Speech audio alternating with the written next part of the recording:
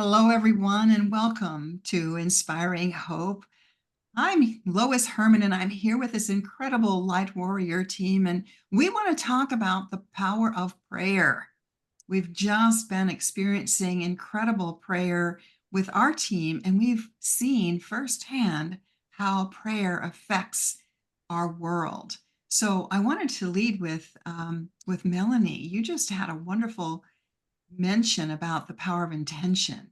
Could you share with us what you have seen in our world and with the power you were talking about people who pray, however, their prayer is not focused. There's a difference in focused prayer and just general prayer.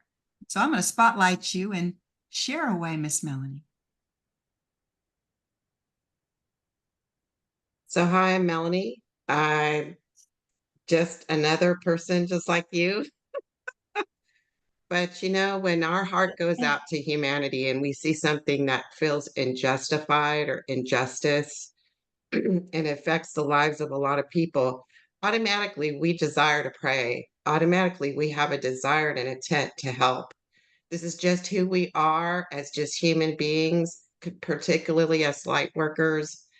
But I just want to say that in my time learning how to pray and how to pray effectively, I realized that the key is the intent of your prayer. And the intent of your prayer is that when you're doing something focused, like what we just experienced previously with weather issues, to say the least, it's perfect to have a prayer, but it's even more effective, as Archangel Michael had reminded us. We need to pray with protection, healing, and empowerment for ourselves first, but with intent. We have to set forth the intent. The intent is so important. And what is an intent? An intent is to encompass exactly what you're looking at and the result. You want to be able to believe, have the feeling for it, have the knowledge for it, and actually see it fully accomplished. This is the visualizing, the feeling, the intent. And we as this group here just experienced this recently, and I'm just full of joy to see that our getting together and our prayer time and setting the intention that this should be the way it is and not the way we are told it should be. And then to see it just happen over a period of time just elates you that we had a part in assisting in calming the storms. Thank you, Melanie. You can feel how excited she is. And it's true. We got together when we heard about Hurricane Milton. I mean, Hurricane Helene, we were doing damage control after the fact. But with Milton, we were the prayer warriors were there in advance. And the focus was reverse the spin, put a wall up. I mean, we had specific requests to derail and to disarm the storm. And we were talking with, as Melanie says, our angelic guides, our helpers, and they're the ones doing the work. But we, as physical human beings, we're sending our energy into the collective consciousness to help shift it. And it was not, our team got together and did a lot, and we would continue to do it. But what was fun is to watch all the other people around the world that were sending out positive prayer energy. Once the call went out, other people joined in. So, Scott, do you have anything that you'd like to say about what you saw and experienced through this? Mostly just to continue with what Melanie was saying, and that it really is all about the intention. And I learned that some time ago, with situations in my own life when I was praying and asking for things to change. And then I realized that's powerful, but when it's directed with intention, it's really just like this rocket, this that just goes straight to what needs to happen. And we can let it go. And that's really was has been a great reminder to me. And then I have friends down in Florida, told them that we were doing work as a team here, helping to clear and helping to with setting the intention working with the angelic team, help the hurricane lessen in intensity. And she told me, she said she felt it, and she trusts everything that we're doing, and ultimately it did, I think, have a big part to do with the intensity, the decrease in the intensity, not just from us but from everybody else. And I think it's just such an important reminder that it is the intention, it's the focus that we place on it, and then it's the trust in us knowing that once we have placed that intention and set that prayer in motion, that focus, those thoughts, all that we're doing, and we can let it go and we can trust. And we may not know the exact timing of when things will happen, but they do happen. And that has always been something that I've seen also come true in life, which is very powerful. And it's hard for our human mind to sometimes grasp that. We want things to put things in little boxes and define everything and make it on our timeline, but there is no real timeline. And we can just trust, and we don't always know the way things are unfolding, but they are.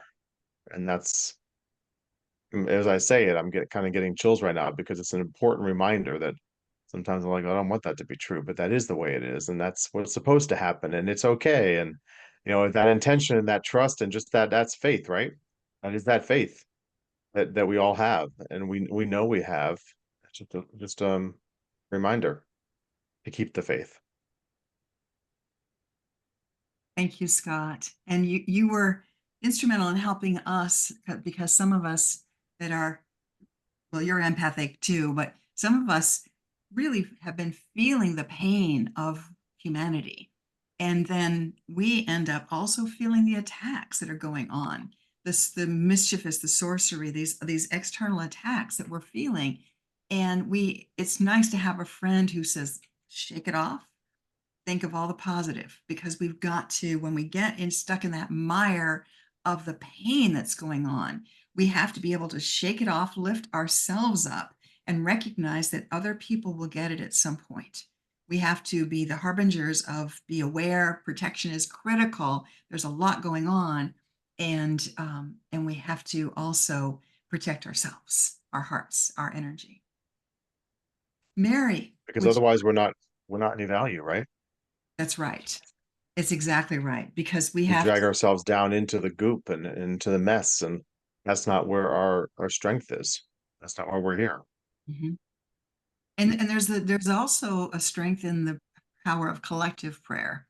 When we pray together, we can each pray individually, which is amazing. But when we are working together and sending intention, and I'm saying working together with our team and our galactic team of the light and the angelic team of the light and all of our beautiful beings that we work with, it's incredible the results that happen.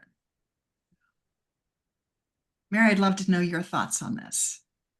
So I think that Scott was inside my mind when he started talking. He covered a lot of the points I wanted to stress. But just to reiterate, in the Chronicles of Hope, we've been given a lot of advice. And one of the biggest things is that believing is good, but believing can be sort of hijacked. It can be affected by your past life or your experiences growing up or being born or many other things. But it is the knowing that is crucial. That is the best thing, the knowing that when we come together as a group, we know the outcome. And that's what both Melanie and Scott really spoke to. And it's that knowing and sharing with a group of all like-minded people across the world, that then you can, as Melanie said, put it to bed. You've done your bit. You've asked, which we've been also told in the Chronicles. Nothing happens unless you ask. And so prayer is an asking. And so that this wonderful spirit of everyone being focused on the very same thing is just a marvelous way to keep your own vibration high and to have gratitude, as Lois has talked about, having gratitude for our prayers being answered. So it's this group that makes it that much more powerful. Beautiful. Thank you, Mary. And you're right, the focused prayer, and it's um, knowing that we're not here alone, knowing that we are asking our beautiful angelic helpers, and they will be here for us. We have to ask. And there is a difference between commanding. We deal with the shadow side. They're commanded away. With the archangels, I am not going to command, but I can beseech really strong. We need you, it's sometimes we've got to put some energy into it. It's not just like, well, you know what, we can use help. No, these people need you. We don't live down there. We have friends that do, but we can beseech emphatically with the power of intention to make a difference. And there's still, so the storms in Florida have calmed, and yes, there's devastation, there's mess, but it could have been so much worse, so much worse. But there's a call that we would like to put out there for right now. And Sharon, I would like for you to speak about the fires that are going on. You just drove 3 days to get home, which should have taken you how many hours? A short trip. You spent 3 days driving around the fires out west. Can you share with people your experience with the need for prayers to calm the fires? Well, it took me 3 extra days. 3 extra days. But I did feel the group and the energy you're sending out. And the smoke was unbelievable, and it's gotten into my lungs. Might be part of what's going on right now. It got into my lungs. Couldn't see the mountain ranges at all. Wyoming and Idaho and Montana just totally on fire. Of course, those are 3 of my favorite states. So it was very it broke my heart. But at the same time, I was wishing for rain. I asked you guys to pray for the rain and slow down Milton, because that was raging again. I have good friends in Florida, and so I was concerned about them going through that again. But I felt it like Tuesday-ish. I just felt everything just calm. It was wonderful. Good job, you guys. So then when I was driving the next day, I saw a rainbow and rain. It wasn't a lot of rain, but it was at least it was rain and a rainbow. So that always makes me feel when I see a rainbow, things are going to be okay. Yeah. Thank you. I know you're not feeling well, so we won't have you anymore, but we would like to ask everyone to direct their energy, their focused prayers to bring exponential rainfall, calm, gentle rainfall to the Northwest to squelch the fires, because they're not being tended to. Sharon, you didn't see anybody, no firefighters, nobody out there to help with the elks, they're running wild. I mean, the animals that are being displaced, and just so much devastation. Again, yeah. They were running across the roads. Yeah. These beautiful wild creatures. Scared, very scared. So let's focus our energy on praying for them and for people to wake up, really, to see how it's people helping people right now. The prayer warriors and the people who are donating and giving their time.